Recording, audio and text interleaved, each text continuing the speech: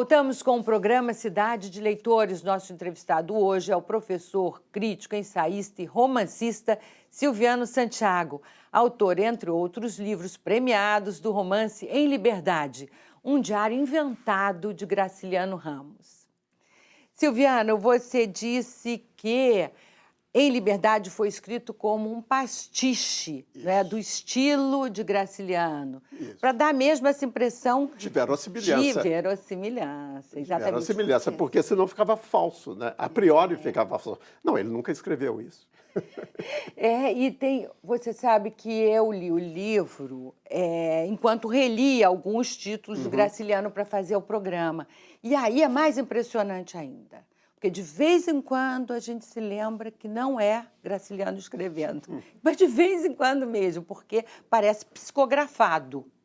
Aliás, o Caio Fernando Abreu disse que era um livro psicografado na época, numa resenha da Veja. E relendo, você sabe o que eu achei? Olha aqui uma surpresa para você. Eu achei, dentro dos meus livros, um recorte, uma página de jornal falando de 60 anos de Vidas Secas. Olha, faz 60 anos em que você é o entrevistado. Olha só. E aí você diz que Vidas Secas é tão impressionante que parece que não foi escrito por um homem só, mas por alguns profetas, ou muitos profetas. Conta pra gente por quê você diz isso. Porque é uma narrativa bíblica, né? É sobre o Êxodo.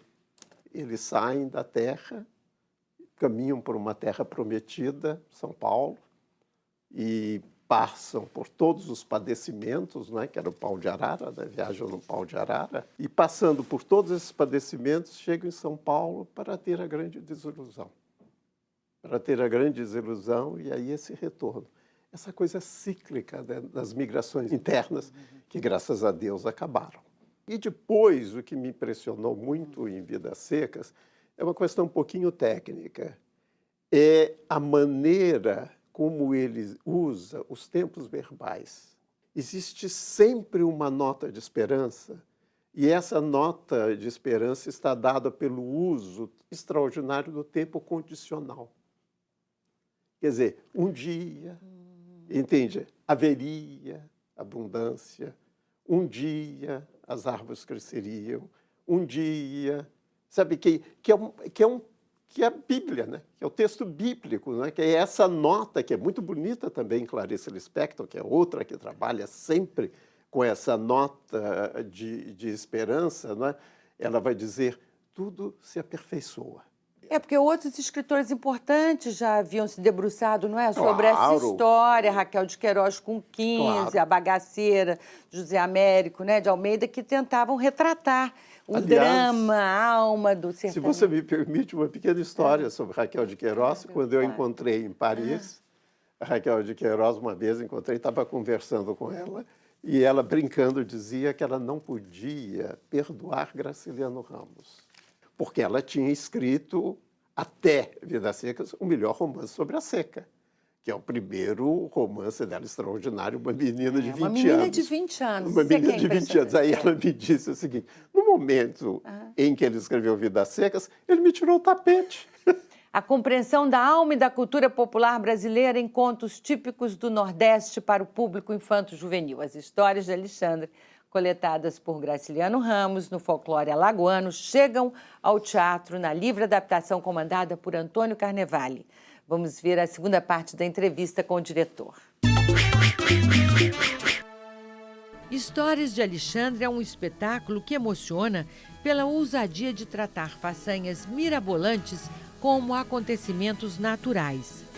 A adaptação do livro de Graciliano Ramos para o teatro infanto-juvenil tem cenário e figurino econômicos, coerentes com a dura realidade retratada no espetáculo. O brilho especial da peça fica por conta do acompanhamento musical do grupo Pedra Lispe, que conta com pérolas do cancioneiro popular, composições próprias e os músicos que cantam, tocam e atuam o tempo todo. Duvido é o dó. De quem pra Pinheló, nas bandas de cá, nas bandas de lá. Corre pro Cancalancó. Como é que foi a escolha dos atores para esses personagens? Bom, acima de tudo, eu pensei em atores muito carismáticos, porque quando você lê o livro, você fica apaixonado pelos personagens. Então, claro que é difícil você transpor da literatura para o palco, né, para a concretude do palco, né, essa sutileza, né, essas filigranas de alma, de vida interna. Então eu fui percebendo que eu precisava de comediantes também, atores carismáticos e comediantes, porque a gente estava entrando para uma região de um humor muito maduro, que já é um humor da fase madura do Graciliano, e que precisava de atores com competência para fazer no palco. Queriam ver a égua pampa! Homem, o grito de Cesária me apavorou. Eu não contei conversa. Do jeito que eu tava, eu pulei do 17º andar do casarão e fui direto pro curral. E o que foi levado em conta nessa adaptação do texto? Olha, a princípio, a gente imaginou de construir a adaptação conto a conto, como é o livro, né? O livro são contos que se encerram. Mas a gente viu que talvez em cena fosse mais interessante começar a misturar os contos. A contação é como se todas essas aventuras tivessem acontecido durante uma semana, que teria sido a semana de festividades do casamento de Alexandre e Cesária, anos antes. Você lembra da riqueza que foi a festa? Puxa, nunca houve festa de casamento como aquela, meu filho. Durou 7 dias. Um vestidinho de noiva de casamento por dia. Que bonitinho. Comedoria e bebedoria, ó, à vontade. Saúde! Saúde? Saúde! O Alexandre, no fundo, é uma história de amor, né? E acho que isso também é uma coisa interessante de se falar, porque na obra toda do Graciliano, a gente fala pouco desses momentos em que ele fala do amor, né? Tá com vergonha, mulher? Não é vergonha, não.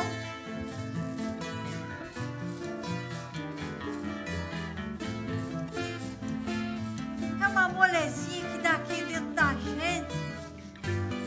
Agora, como é que esse texto se articula com as letras das músicas cantadas no espetáculo? Isso aí foi um outro trabalho insano da gente, porque a gente tinha pouquíssimo tempo de ensaio. Aí foi uma coisa que eles começaram a vir acompanhando os ensaios e a criar junto com a gente, e foram pontuando as cenas. Foi um processo orgânico mesmo. Super orgânico. É bode virando cavalo, cavalo virando onça, é onça virando vaca, é o olho do lado avesso, eu te esconjuro, eu não mereço. Só tá faltando agora alguém querer virar caipora. O descrente é um descontente, não consegue imaginar. Se o ponto cresce um pouco, quem se atreve a duvidar? De tudo isso, que foi mais gratificante para você na realização dessa montagem?